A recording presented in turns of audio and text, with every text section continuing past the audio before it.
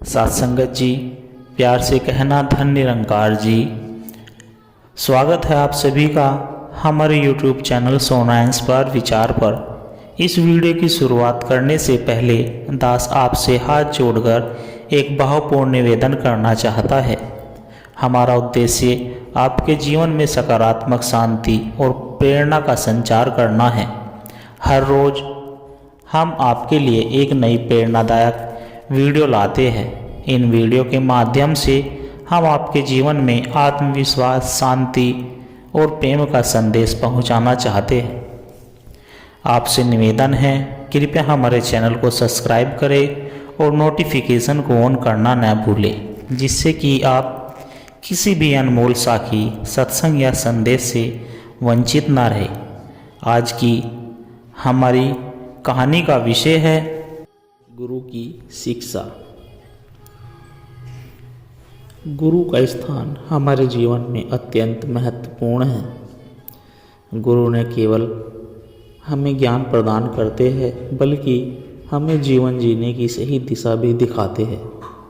भारतीय संस्कृति में गुरु को ईश्वर से भी ऊंचा स्थान दिया गया है, क्योंकि गुरु ही हमें ईश्वर तक पहुंचाने का मार्ग दिखाते हैं। गु का अर्थ अंधकार और रू का अर्थ प्रकाश होता है, अर्थात जो हमें ज्ञान रूपी अंधकार से ज्ञान रूपी प्रकाश की ओर ले जाए, वही गुरु है।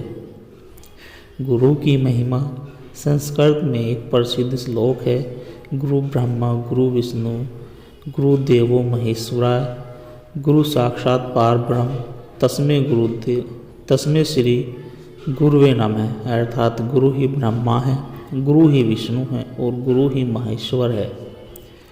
गुरु ही साक्षात पार ब्रह्म है, इसलिए उन्हें प्रणाम करना चाहिए। यह श्लोक गुरु की महिमा को स्पष्ट करता है कि गुरु हमारे लिए सृजनकर्ता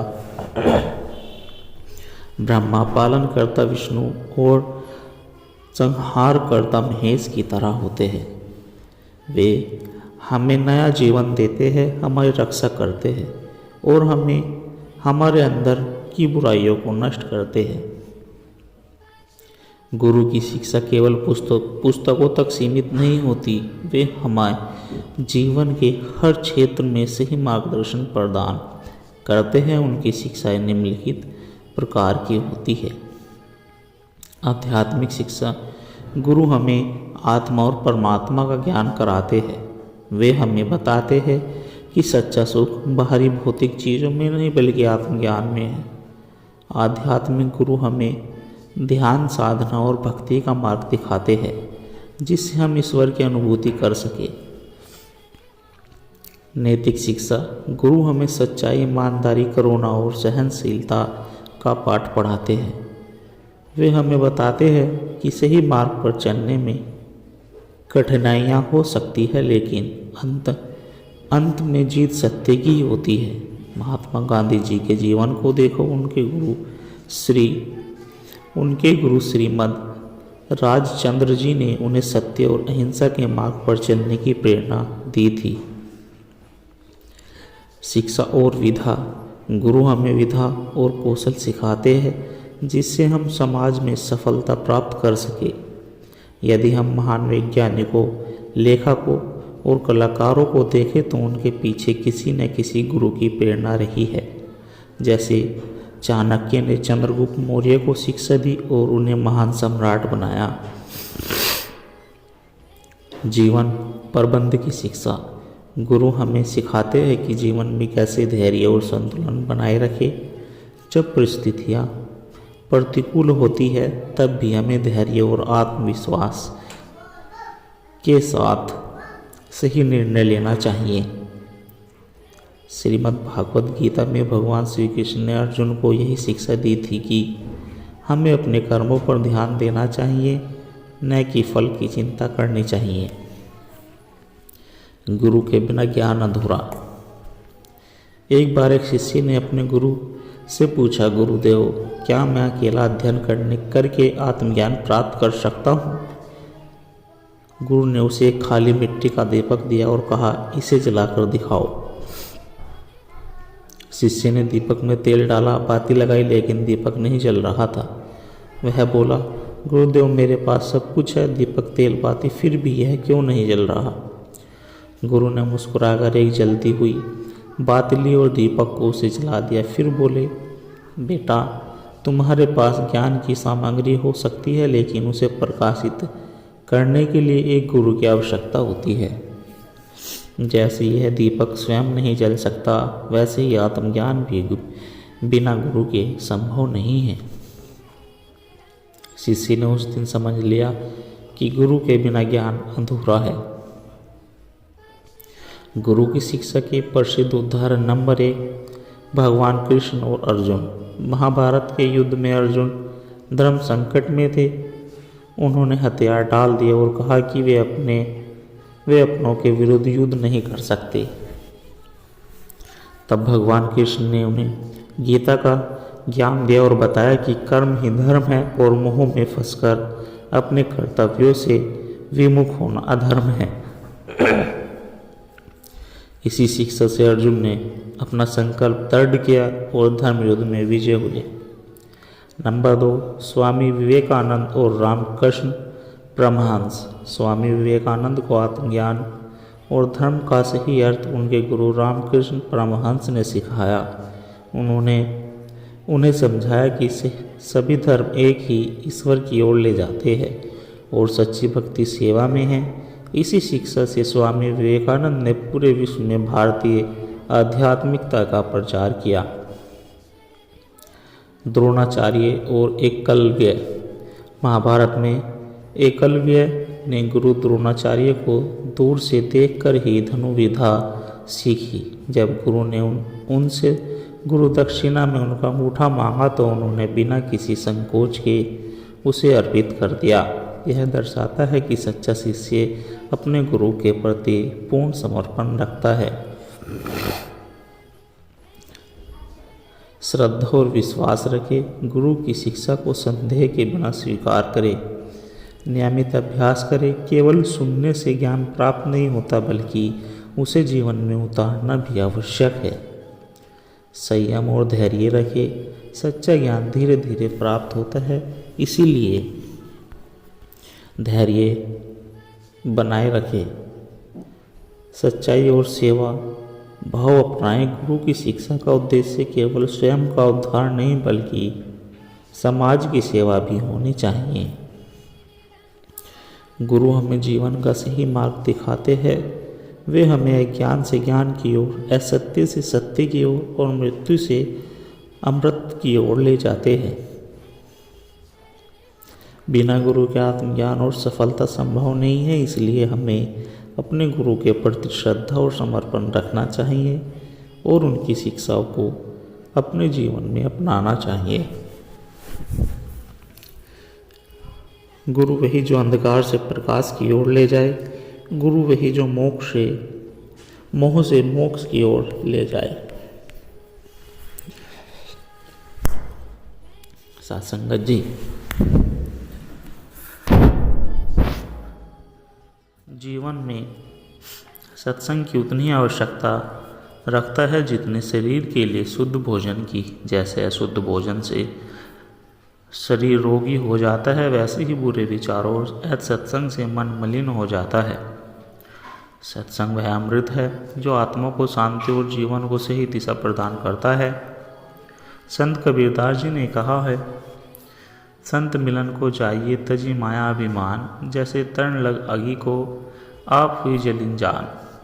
अर्थात यह संतों का संग प्राप्त होता है तो अहंकार और माया को त्याग कर उनके पास जाना चाहिए। जैसे तिनका आग से मिलकर स्वयं जल जाता है, वैसे ही सत्संग में बैठकर मनुष्य के विकार जल जाते हैं। सत्संग के लाभ: मन की शुद्धि, सत्संग के अच्छे विचार और आध्यात्मिक ज्ञान प्राप्त होता है, जिससे मन शांत और निर्मल होता है। आध्यात्मिक जागृति, यह आत्मा को जागृत कर जीवन के वास्तविक उद्देश्य की ओर प्रेरित करता है। सद्गुणों की प्राप्ति, अच्छे विचारों और सत्पुरुषों के संग से मनुष्य के भीतर सत्य, हिंसा, दया, करुणा और परोपकार जैसे सद्गुणों का विकास होता है। कुसंग से रक्षा, यह सत्संग मनुष्य को पतन की ओर ले जाता है, जबकि सत्संग उसे सन्मार्ग पर अग्रसर करता है। मोह माया का नाश। सत्संग में रहते हुए अहंकार, क्रोध, लोभ और मोह जैसी बुराइयां समाप्त होती है। परम शांति की प्राप्ति। सच्चे संतों की वाणी सुनकर जीवन में परम शांति और आनंद प्राप्त होता है। संतों और महापुरुषों की संगति करे। जो ज्ञानी और अनुभवशील होते हैं उनका सत्संग करे। शास्त्रों का अध्ययन करे। गीता, रामायण, उपनिषद, वेद और संतों की वाणी का पठन करे। साधु संतों के प्रवचन को सुने। उनके प्रवचनों से जीवन को नई दिशा मिलती है। सच्चे भक्तों और सत्संगी व्यक्तियों का संग करे, क्योंकि संग का प्रभाव आध्यात्मिक पड़ता है। प्रेम और भक्ति से सत्संग करे। केवल सुनना ही नहीं बल्कि जीवन में उतारना आवश्यक है। शास्त्रों में कहा गया है कि सत्संग का प्रभाव इतना गहरा होता है कि वह पतित से पतित व्यक्ति को भी पवित्र बना सकता है। भगवान राम के परम भक्त संत तुलसीदास जी कहते हैं, बिनु सत्संग विवेक न हुई, राम की कृपा बिनु सुलभ न सोई। अर्थात बिना सत्संग के विवेक की प्राप्ति नहीं होती और बिना भगवान की कृपा के सत्संग मिलना भी कठिन होता है। सत्संग जीवन के अंधकार को मिटाकर ज्ञान का प्रकाश फैलाता है। यह आत्मा को परमात्मा से जोड़ने का सबसे उत्तम मार्ग है। हमें अपने जीवन में नियमित रूप से सत्संग करना चाहिए और प्राप्त ज्ञान को अपने आचरण में उतारना चाहिए। तभी सच्चे अर्थों में जीवन का कल्याण संभव है। सत्संग का कोई विकल्प नहीं है, क्योंकि यह जीवन को धन्य बना देते हैं। अतः सत्संग को अपनाकर सन्मार्ग पर ही चलना श्रेष्ठ है। सत्संग जी सच्चे संत की पहचान। किसी गांव में एक धनी सेठ रहता था जो बहुत धार्मिक प्रवृत्ति का था। उसने जीवन में बहुत दान पुण्य किया था, लेकिन उसे एक सवाल हमेशा परेशान करता था, सच्चा संत कौन होता है। वह कई संत महात्माओं के पास गया, लेकिन उसे कोई संतोषजनक उत्तर नहीं मिला। एक दिन गांव में एक प्रसिद्ध संत आए। लोग कहते थे कि वे साक्षात ब्रह्मज्ञानी हैं। सेठ ने सोचा, क्यों न इनसे ही अपने प्रश्नों को उत्तर पूछूं।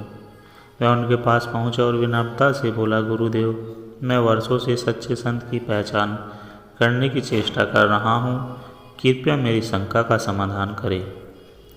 संत मुस्कुराए और बोले, उत्तर दूंगा, लेकिन पहले तुम एक कार्य करो।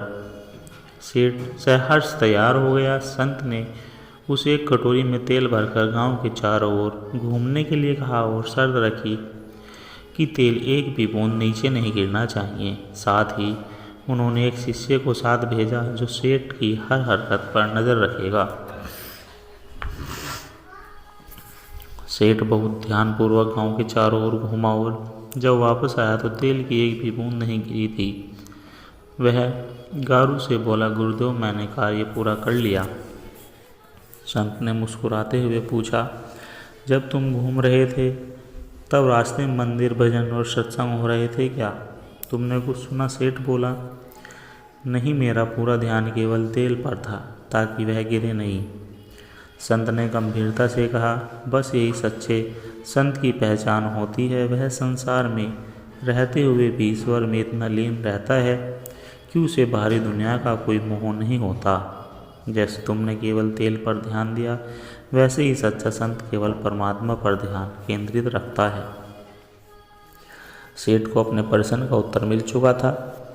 उसने समझ लिया कि सच्चा संत वही होता है जो संसार के प्रलोभनों में न फंसकर ईश्वर की भक्ति में सदा लीन रहता है। जो संसार में रहते हुए भी ईश्वर से जुड़ा रहता है वही सच्चा संत होता है। कई वर्षों पहले हिमालय की तलहटी में एक आश्रम था जहाँ महर्षि थे। महर्षि आनंद अपने शिष्यों को आध्यात्मिक शिक्षा दिया करते थे। उनके ज्ञान और साधना की ख्याति दूर दूर तक फैली हुई थी। उनके पास अनेक शिष्य थे, लेकिन उनमें से एक अर्पित सबसे जिज्ञासु और लगनशील था। अर्पित का एक ही सपना था, मोक्ष प्राप्त करना और सच्चे ज्ञान को आत्मसात करना, लेकिन उसे हमेशा यह चिंता रहती थी कि वह सही मार्ग पर है या नहीं। एक दिन उसने महर्षि से पूछा, गुरुदेव, सच्ची आत्मज्ञान की प्राप्ति कैसी होती है? महर्षि आनंद मुस्कुराए और बोले, सही समय आने पर तुम्हें उत्तर मिलेगा। समय बीत गया। अर्पित और अन्य शिष्य गुरुदेव से शिक्षा ले रहे थे, लेकिन एक दिन महर्षि आनंद को अभ्यास हुआ कि उनका अंत निकट है। उन्होंने सभी शिष्यों को बुलाया और कहा, मेरी अंतिम आज्ञा सुनो। मैं चाहता हूँ कि तुम सब जीवन में अलग अलग दिशाओं में जाओ और सत्य को खोजो। 7 वर्ष बाद वापस आओ और मुझे बताओ कि तुमने क्या सीखा। सभी शिष्य ने गुरु की आज्ञा मानी और विभिन्न दिशाओं में निकल पड़े। अर्पित ने भी यात्रा शुरू की। वह विभिन्न साधुओं और संतों से मिला, तपस्वियों के दर्शन किए, योगियों की साधना देखी और धर्म ग्रंथों का अध्ययन किया। उसने कई प्रकार की कठिन साधनाएं भी की, लेकिन मन में शांति नहीं थी। फिर एक दिन वह गांव पहुंचा, जहां एक वृद्ध महिला अपने घर में बैठी थी। वह अत्यंत शांत और प्रसन्नचित्त दिख रही थी। अर्पित ने पूछा, माता, आप हमेशा इतनी प्रसन्न कैसे रहती है? वृद्ध महिला हंसी और बोली, बेटा, मैंने यह समझ लिया कि जीवन में कुछ भी स्थायी नहीं है। दुख और सुख आते जाते रहते हैं। जब मैं सच्चाई को स्वीकार कर पाई तब मुझे सच्ची शांति मिली। अर्पित को पहली बार आत्मज्ञान का अभ्यास हुआ। उसने सोचा, यही तो गुरु ने सिखाया था, सत्य को बाहर नहीं अपने भीतर खोजो। 7 वर्ष बीत चुके थे। सभी शिष्य अपने अपने अनुभवों के साथ वापस लौटे। महर्षि आनंद बहुत अशक्त हो चुके थे, लेकिन उन्होंने सभी को सुना। एक शिष्य ने कहा, मैंने वेदों का गहन अध्ययन किया, अब मैं हर शास्त्र का ज्ञान रखता हूँ। दूसरे ने कहा, मैंने हिमालय में तपस्या की और कठिन साधनाएं की। तीसरे ने कहा, मैंने अनेक संतों से ज्ञान प्राप्त किया और दुनिया घूमी। अंत में अर्पित आया और बोला, गुरुदेव, मैंने सत्य की खोज में भटका, लेकिन अंत में समझा कि आत्मज्ञान कहीं बाहर नहीं, हमारे भीतर ही है। जब हम यह स्वीकार कर लेते हैं कि यह संसार निश्चय परिवर्तनशील है और केवल परमात्मा की शाश्वत है, तभी सच्ची शांति प्राप्त होती है। महर्षि आनंद मुस्कुराए और बोले, बेटा, यही सत्य है। ज्ञान पुस्तकों, तीर्थों और कठिन साधनाओं में नहीं, बल्कि मन की स्थिरता और सच्ची स्वीकारता में है। तुमने सच्चे आत्मज्ञान को पा लिया। ये कहकर उन्होंने आंखें बंद कर ली और ब्रह्मलीन हो गए। सत्य और सासंगत जी, इस कहानी से हमें यह शिक्षा मिलती है कि सत्य और आत्मज्ञान बाहरी दुनिया में नहीं, बल्कि हमारे भीतर है। जब हम संसार की अनित्य को स्वीकार कर लेते हैं और संसार को ईश्वर के चरणों में समर्पित कर देते हैं, तभी हमें सच्ची शांति मिलती है।